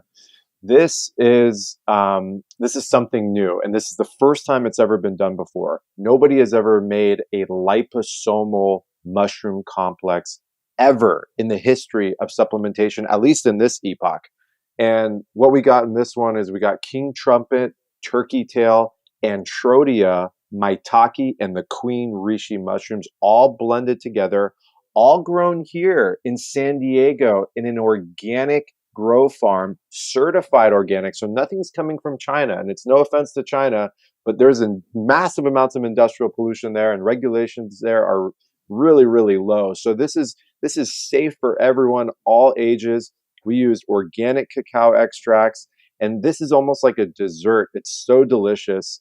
The benefits, we all kind of know mushrooms. It's an adaptogenic herb. It helps your body adapt to the environments. They contain B vitamins, triterpenes, metabolites, vitamin D, prebiotics. They all support a healthy immune system, nervous system. They lower systemic inflammation, and it's delicious. It's like a chocolate fudge dessert, and you can use it in any way you want, any application, straight from the bottle. You can put it on top of foods. You can put it on top of fruits. I mean, this one's going viral right now in so many ways, and I'm really excited for everyone to try it. Well, head on over to Symbiotica.com, Cymbiotika, and get your happy California-raised sunshine mushrooms with some high-end chocolate. And what a great way to start your day and know you're loving your body. On checkout, use your code, capital C, capital H, capital E, capital K, 15. That's CHEK15 for your 15% discount. And while you're there, check out all the amazing products at Symbiotica. You can't go wrong. The other thing is that from the perspective of the hero's journey, which is really our journey into becoming whole as an individual, whole unto ourselves, which means I can take care of myself. I can think rationally and effectively. I'm not codependent on someone else to tell me what to do. I know that life is a process that requires honest commitment and engagement to grow in instead of just trying to take shortcuts. The hero's journey has classically 12 steps, but they're broken into 3 simple phases. One is the ordeal, which in this case would be the acne. Next is the departure. Okay, now I've got an ordeal. So now I have to go on this journey to figure it out, which you've clearly described. But with the ordeal, it's very well known from Joseph Campbell's teachings and others that have studied the hero's journey that very few people can actually make it through the hero's journey once they have the ordeal, and then they go on the departure if they don't meet the mentor. And it's a paradox because in Latin, the word doctor means teacher, but we've lost that. There are a few great doctors out there like Zach Bush and various other doctors that people like you and I know. But I would say 98% of doctors are not actually really teaching anything, nor are they practicing medicine. They're really just pharmacists and surgeons. And so the what you described is meeting mentors. You met me, you met Bill Walcott, you've studied functional medicine. So you've had mentors, and the mentor is essential because they're the people that have already not only handled their own ordeal departure and made the return, but they've also helped many other people on these journeys. So they really have the conviction, the strength, and the wisdom to help make decisions that most people don't have the ability to make. Like, when do you use functional medicine testing? What supplements are or aren't effective or may not be effective for you? What are the contributing causes? What are the psychological factors that need to be looked at, such as stress management? So once you have the ordeal and you go on the journey and you meet the mentor, through that process of really honestly learning how to take care of yourself and be aware of what you need to be aware of with regard to food sensitivities, food quality, how your environment might need to change so that your environment's not so toxic. And a good example of toxicity is a lot of the people in the lower income brackets eat a lot of food out of cans, and can liners are highly toxic. And I found countless people, when I did environmental toxicity testing, had the chemicals that are classically released by cans and can liners. Things like latex lining. People, for example, when they have latex frying pans, they say that the latex doesn't leach. I'll never forget, though, that the first time the salad master people came to give me a demonstration, they said, "Do you happen to have a latex frying pan?" Well, I did. And they said, "Well, let us do a demonstration for you." And they took that latex frying pan, they put about an inch of water in it and a teaspoon of baking soda. And they let that water boil for 2 or 3 minutes and then let it cool. And they said, the lady handed me a teaspoon and she said, "Take a teaspoon of that water and smell it." And it smelled extremely strong of latex. And I actually tasted it, even though that was probably not a smart thing to do. I was curious how much of that's actually getting into the water beyond, and it tasted like I was drinking liquid plastic. I didn't swallow it. I just I sipped a little bit off the end of the teaspoon, and it was just shocking. But most people are convinced that latex does not leach, even under high heat. But 1 teaspoon of baking soda sucked so much latex out of that frying pan. It was incredible. So the point is that when we're on the hero's journey and we have a mentor, we're going through the process of gaining knowledge, going through the experience of applying the knowledge. Applied knowledge leads to wisdom. And then when we have the wisdom, we actually can look out into the world and in seconds spot all the people that are making all the mistakes we're making, because we know exactly what the indicators look like. It's like I tell people, once you've healed from gluten intolerance, I ask my patients, how hard is it for you to recognize somebody with gluten intolerance? They go, "Oh, I see them everywhere. It's obvious." So the point I'm driving at here is that acne really is an invitation into the hero's journey, because a lot of acne comes from 2 things: ignorance and an unwillingness to pay attention to what you're doing to yourself, coupled with the ignorance of not knowing not only what you're doing to yourself, but what to do about it. Therefore, the mentor has to be in place. But today it's very hard to find a mentor, A, that has actually been through acne, and B, that isn't just a pill pusher, and C, who's got enough awareness of the integration of holistic systems to know what other systems need to be evaluated, balanced, and how to guide you. And also, like you said, you've studied behavioral change. I've actually, I don't know if you remember, but when your facility was in a church in London, I attended a presentation you give on behavior change, and it was very, very good. And, if you don't have support by a mentor, you can have the greatest functional medicine doctors and therapists in the world. But if they don't really understand how much skill is required by the mentor or the coach to coach people through the process of change, you can have all the right pills and all the right ideas. But if those ideas are not put into practice because a person's got problems with the behavioral change, and the behavioral change, as you know, is anchored to all sorts of unconscious behaviors and even genetic transfer of habitual things such as addictions.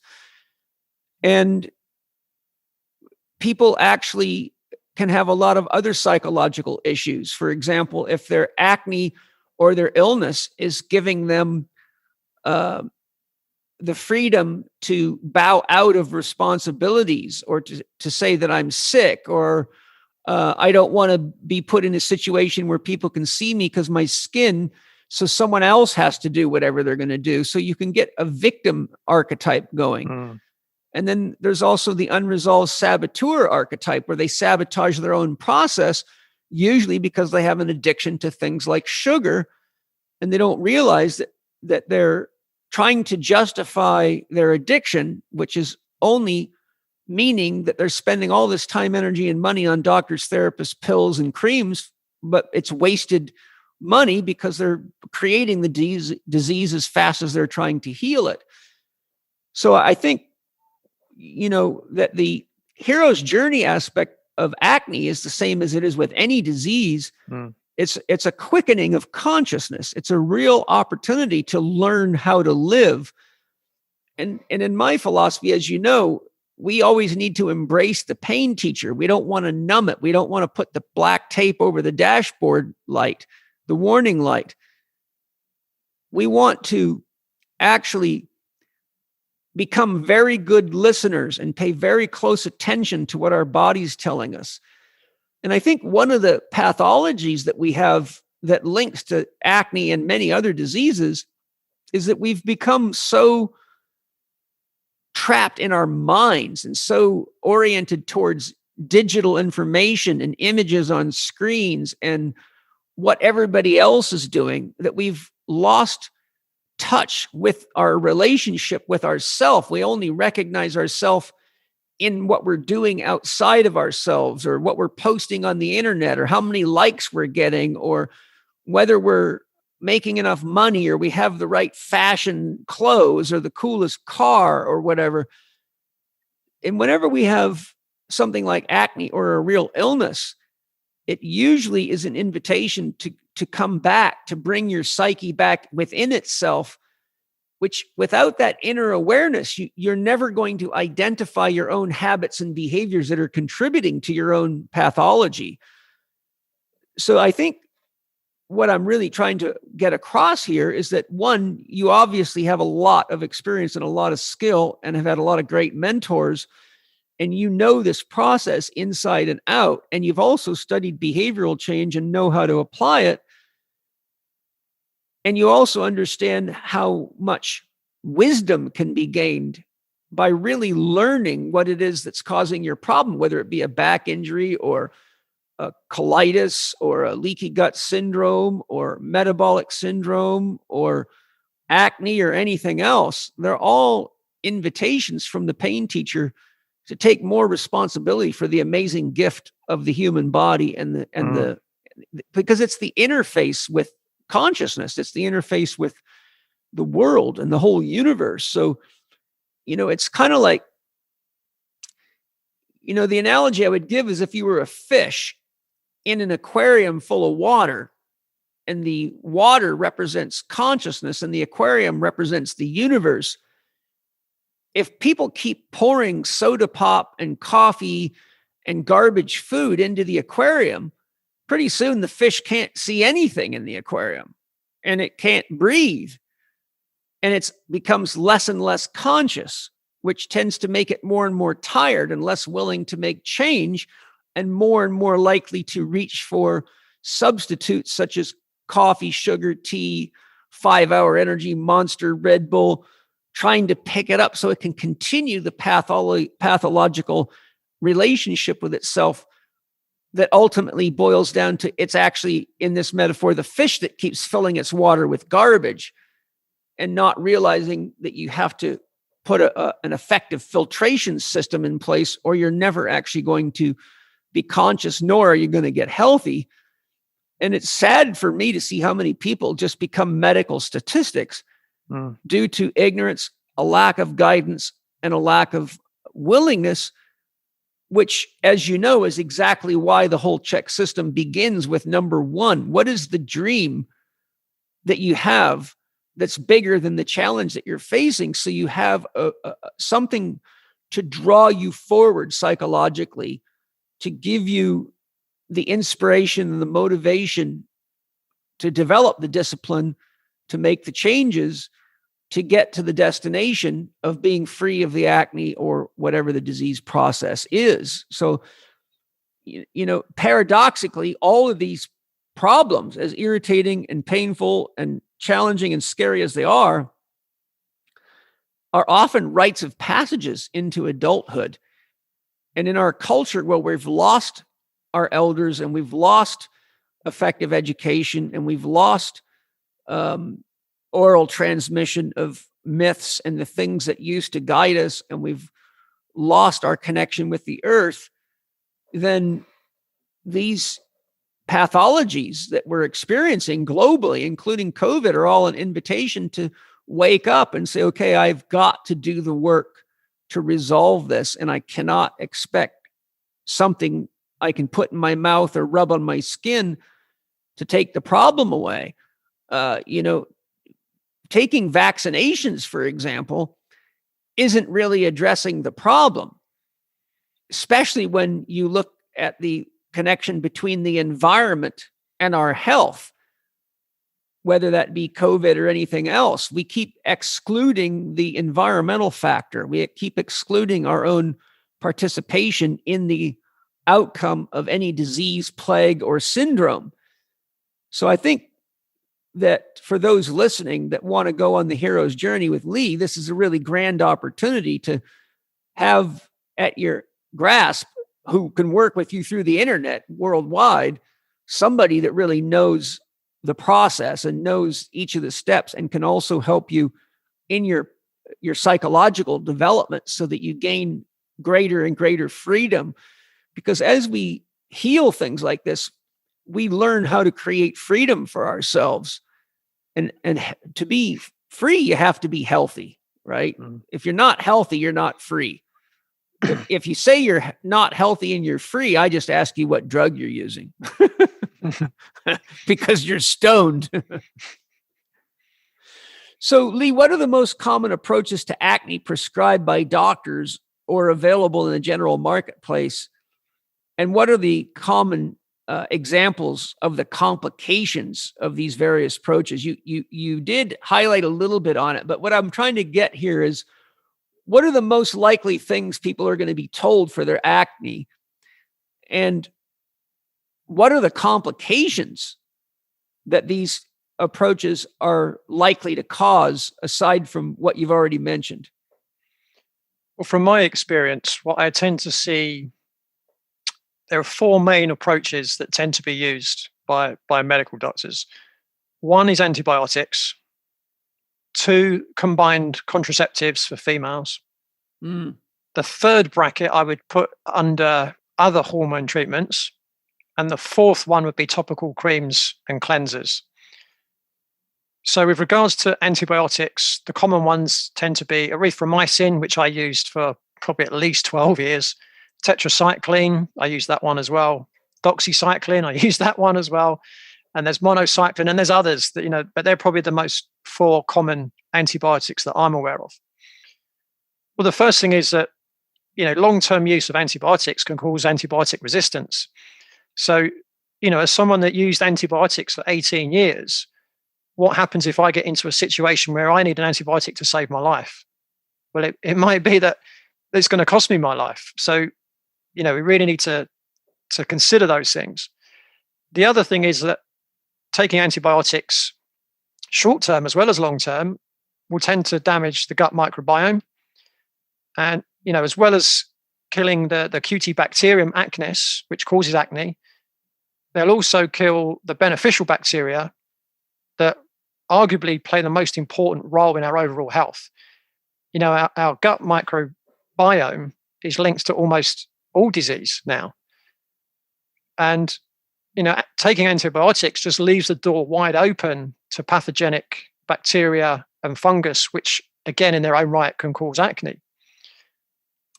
And studies have shown that those people that use topical or oral antibiotics are 3 times as likely to show an increase of bacteria in their throat and tonsils compared to people that don't use antibiotics. And long-term use of antibiotics has also been associated with an increased risk in upper respiratory infections and, listen to this one, skin bacteria. What's acne? It's a skin bacteria. So also it affects blood sugar levels. And again, how important is blood sugar levels to overall health? It's absolutely crucial. So that's antibiotics. Well, there's one more thing I'd like to toss in there. Yeah. All this chronic use of antibiotics has led to a worldwide problem with antibiotic resistance.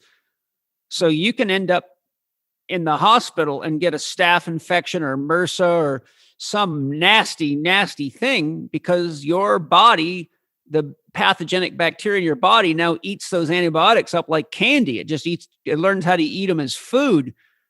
So, antibiotics are supposed to be used in life-threatening situations, not on a daily basis. That's just part of the disease of the pharmaceutical industry, not giving a damn about how they rate people for their money. But, for those of you listening, if you chronically use antibiotics and then you get into a car accident or you have to have a surgical procedure, you have set yourself up for probably one of the most dangerous situations you could possibly be in, because when the doctors go to operate on you, your bacteria are not going, the pathogenic bacteria in the environment or on surgical tools or on the breaths of the medical staff working on you or anything else, they're going to get right into you, and there's nothing to defend you. So it's a serious thing to keep using antibiotics with any kind of chronic use without really getting motivated to get to the core issue. Yeah, absolutely. And Paul, I'm someone, I had life-saving surgery when I was 6 weeks old. So I'm definitely not anti-pharmaceuticals, but I am anti-over-prescribing of pharmaceuticals when they're not even needed. I tell everybody, you've probably heard me say it, there's no such thing as a bad drug or a bad exercise, only an incorrectly prescribed drug or exercise. Mm. Now, that said, there are some things out there that just shouldn't be used at all. I mean, I don't believe there's any application for mercury in a medicine. I think that's just foolish. And we have such advanced technology and ways of doing things other ways, but oftentimes it boils down to cost effectiveness and or ulterior motives. I mean, here's an example of an ulterior motive. One of the things that I learned when I researched fluoride in toothpaste is that it's one of the most toxic agents there is, and the government legalized putting it into toothpaste and other items because they were under corporate pressure to decrease the cost of detoxifying it based on the standards of industry, which means it would have to be put in carefully sealed containers and protected like nuclear radiation waste.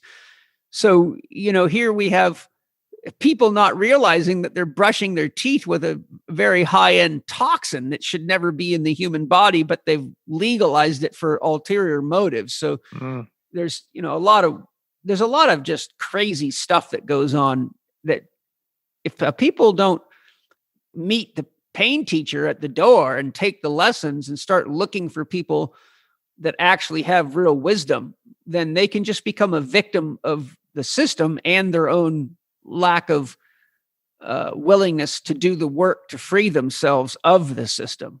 Yeah. I mean, it's interesting that, I'm guessing they would have used antibiotics when I had my life-saving surgery when I was six weeks old. But when I was 8 years old, I was almost killed by penicillin. I went into full anaphylaxis, which was pretty scary for my parents at the time. But obviously, I'm still here to tell the story.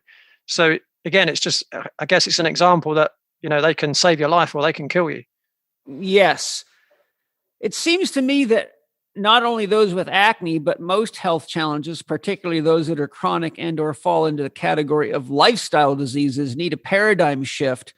As we've been discussing, magic bullets don't get to the core issues.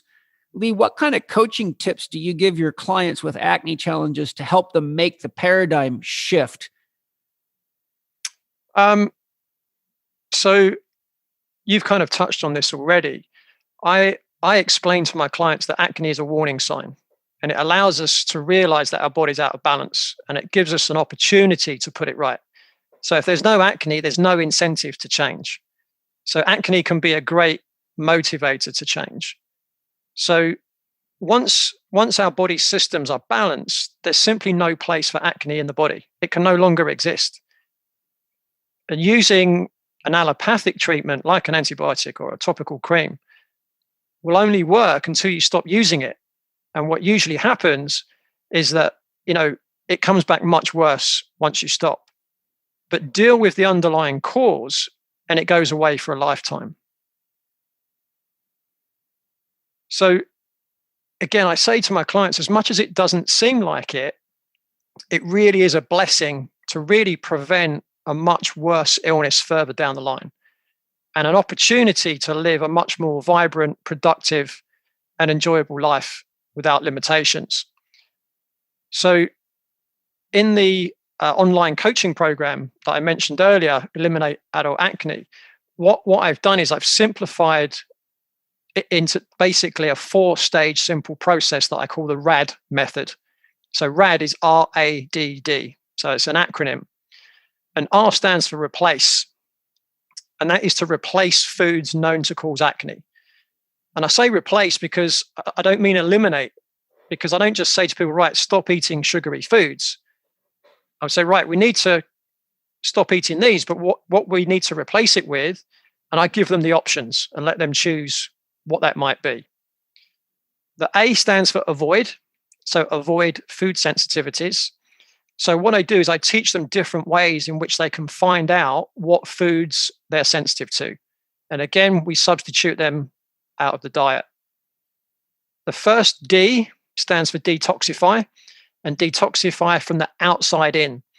So I help them find out what toxins that they're being exposed to in their environment and how to reduce or eliminate that exposure. The second D also stands for detoxify, but this time from the inside out. So depending on what the client needs, it could be they need metal fillings replaced. They might need a heavy metal detox. They might need to rebalance their microbiome. They might need a colon cleanse or a liver cleanse or whatever it might be. So what I do is I coach them. So all the information is already online. They go through it at their own pace. But they also have the opportunity to be coached in a group environment with me once every week. So they get given tasks to do each week. And what they do is they have a checklist. And they have to send that in each week so I can see what tasks they've managed to do. And I can see what challenges they're having. And I help coach them through any challenges that they might be having. Sounds very good. I know you're offering a discount today. And do you want to share the web address for the program and whatever the discount is? I see. Yeah. You've got a code. Have you already worked out the code with Penny? Yes. Yeah. So if anyone wants to look into potentially working with me on my program, if they go to skinwebinar.com, and if they go to the webinar, you'll see there's a presentation of me talking about how I help people with acne. There's examples of people that I've helped. And then there's an option to request a consultation with me one-on-one. And in that consultation, I will give people a plan to overcome their acne. And then during that consultation, they can decide if they want to work with me or not. Either way is fine. But also, I decide whether I want to take them on as a client, because I actually turn away more people than I take on, because I will only allow people to do my program that I think are ready. Right. So if anyone wants to do the program, they just have to tell me the code, CHEK10, and they can get a 10% discount off the program. Excellent. Well, I think we've covered a lot of ground today. And can I just say one more thing? Yeah. So just to add, for any practitioners listening in, I also have an exciting brand new online course as well, where they can learn a lot of the complexities or the science on some of the areas that we've been discussing today, not just to help with acne clients, but almost all forms of health challenges. And that's called Heal Them. And the THEM is another acronym that stands for toxicity, hormones, electromagnetic radiation, and the microbiome. So there are 4 modules to the course. And in each module, I give a breakdown and share the science of how each subject affects health, what diseases they're known to be linked with, how we can run diagnostic tests for each of those areas if we need to, and what we need to do to help our clients get back to optimal health. So it's an online course, and students, again, can complete that in their own pace.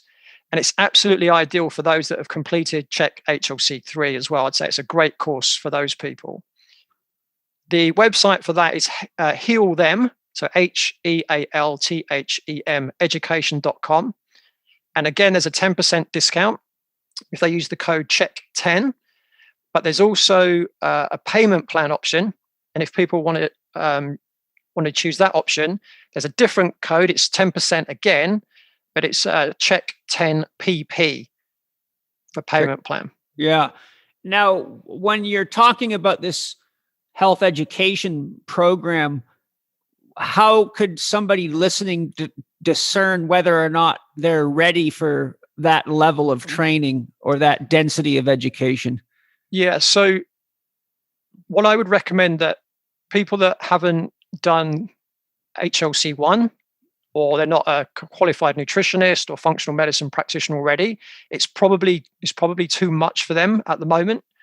If someone's done HLC2, they probably are ready, but people that have done HLC3 are absolutely ready for that program. So that would mean it would be great for, how about people like physical therapists, chiropractors, osteopaths, doctors? Absolutely, yeah. I mean, if they've read How to Eat, Move, and Be Healthy, or they've done HLC1, then they've got the HLC1 and How to Eat, Move, and Be Healthy really lays the foundation on which I've built on top of, if that makes sense. Yeah.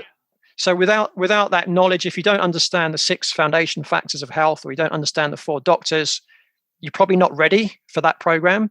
But if you understand that, then you'll get a lot of benefit from it.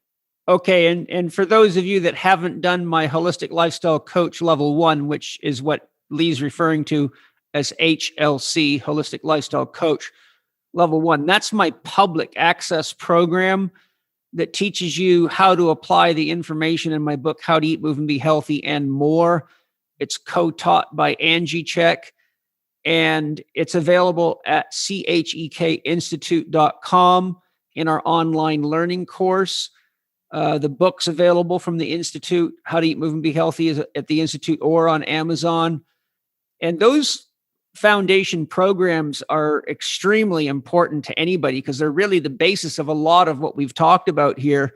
And as Leigh said, even if you're a healthcare professional of any type, from exercise professional to medical doctor, that is the essential information that we all have to understand as healthcare professionals of any type. Because if you don't have that, then you don't have the basis by which the body gathers the resources and the energy to heal itself. So you can play around with functional medicine and all sorts of stuff, but if you don't understand nutrition, hydration, sleep, breathing, thinking, movement, and 4 doctors, then the dragon that you're avoiding is going to be way more powerful than the dragon you're learning how to manage in a more advanced course. Yeah. Any Absolutely. closing comments, Leigh, before we say goodbye for the day? No, that's all good.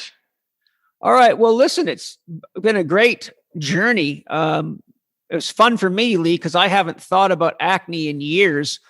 And, my clients are usually coming to me for, so much more complicated issues and, like life crisis problems, or coming out of the jungle with their mind scrambled from doing too much ayahuasca and these kinds of things. So it was great for me to get a nice update on all the literature and learn some new things. So thank you. I got my own private tutorial. And that's one of the things I've always loved about you is you're always extremely thorough with everything and leave a beautiful trail of references so people can go check it out. And I know that you have done this thoroughly yourself and you've been with me for many years. So I can tell you all with zero reservation that Leigh is the real deal. And if you are interested in education, Leigh's books are phenomenal. They're beautifully illustrated, very, very well done. So that was The Anatomy of Strength and Fitness Training for Speed and Sport, Anatomy of Yoga for Posture and Health, Anatomy of Sports Injuries for Fitness and Rehabilitation, the Tennis Biomechanics Manual, which is sort of a little bit of a joint project between Leigh and I. He did all the work. I kind of built the structure. And then the Coronavirus Survival Guide ebook, which is free. What's the address for the Coronavirus Survival Guide free book? Secrets and Power of Your Immune System.com. There you go. All right, Leigh, great podcast. I hope that we have been able to support everybody that wants to heal their acne, and also for the rest of you that listen to my podcast regularly. I imagine by now you're starting to see, after listening to over 120 interviews, how everything loops back to these basic foundation principles, which, if not addressed, open the door to a lot of problems in your life, physically, emotionally, and mentally. So, Leigh, great job. Thank you very much. Look forward to our next chance to do anything together. And thank all of you. I thank you all, for all you listeners, for anything you buy from the sponsors It supports the podcast. It supports the planet. And they're all amazing companies that are highly sustainable with beautiful values. So thank you for supporting the sponsors, yourself and I, so we can all keep sharing lots of love and effective education and each do our part to make the world a better place each day. Bye for now.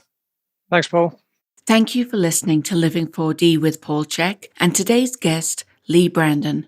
Follow Leigh on Instagram at Body Check Injury Rehab or visit his website at bodycheck.co.uk. That's bodychek.co.uk. Save 10% off Leigh's Eliminate Adult Acne online coaching program. Visit skinwebinar.com and use the promo code CHEK10. That's capital C, capital H, capital E, capital K, 10. You can also get 10% discount off Leigh's Heal Them Professional Education Program, whether you pay upfront or take advantage of the 6-month payment plan option.